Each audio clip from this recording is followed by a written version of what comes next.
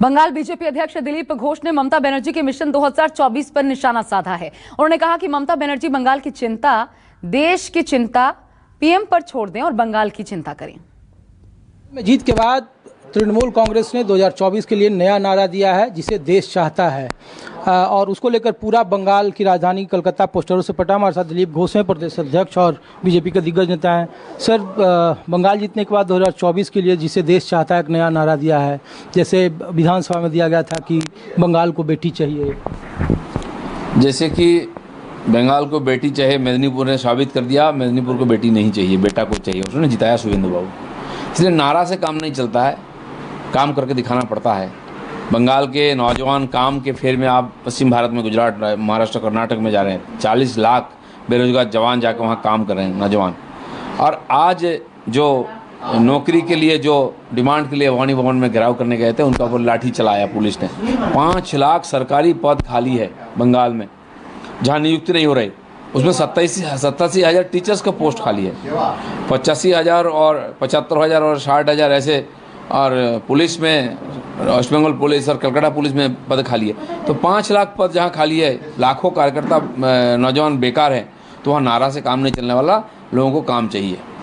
तो सर, सवाल यही कि मुख्यमंत्री आ रही हैं दिल्ली और वो प्रधानमंत्री से मिलेंगे, ऐसी चर्चाएं हैं, और बार बार ये आरोप लग रहा है कि वहाँ की जो बीजेपी की इकाई है, सेंटर की जो है, वो नहीं चाहती कि वहाँ बाई इलेक्शन हो, और इसलिए वो प्रधानमंत्री से मिले भी। लोग महाराष्ट्र का एग्जाम्पल दे रहे हैं।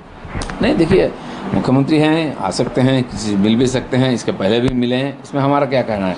लेकिन जिस प्रकार से नारा चली थी बंगाल की बेटी को चाहिए, तो बिना जीते पीछे के दरवाजे से चीफ मिनिस्टर बने बैठी हुई है। जो चीफ मिनिस्टर नहीं बन सकती, वो प्राइम मिनिस्टर कैसे बनेगी? सपन देखने में कोई खर्चा नहीं होता है, देखना चाहिए।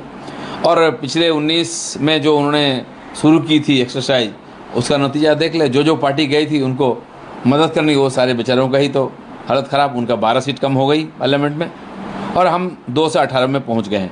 तो नतीजा को देख के उनको संभालना चाहिए। पहले बंगाल संभाल लें, देश को संभालने के लिए मोदी जी काफ़ी है।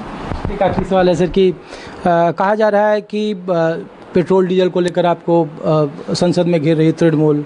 अब ये कहा जा रहा है कि स्नूपिंग के मामले में अभिषेक बनर्जी, प्रशांत किशोर का नाम आ रहा है, और कहा जा रहा है कि सरकार जानबूझ के जासूसी करा रही है, और इसको लेकर के संसद। देखिए, इस प्रकार बेबुनियाद सवाल उठा करके कई बार सरकार को घेरने का प्रयास उन लोगों ने किया है। पूरा देश मोदी जी के साथ है।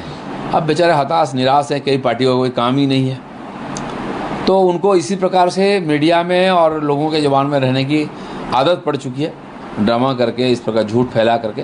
मुझे लगता है कि इससे कोई फ़ायदा नहीं है, और माननीय रविशंकर प्रसाद जी ने इसके सारे बात बता चुके हैं। तो प्रदेश अध्यक्ष दिलीप घोष हैं और कह रहे हैं कि ममता बनर्जी और उनकी पार्टी तृणमूल को बंगाल की चिंता करनी चाहिए, देश की चिंता करने के लिए प्रधानमंत्री मोदी हैं। कैमरामैन धीरज ठाकुर के साथ ऋषिकेश कुमार, न्यूज़ 24 दिल्ली।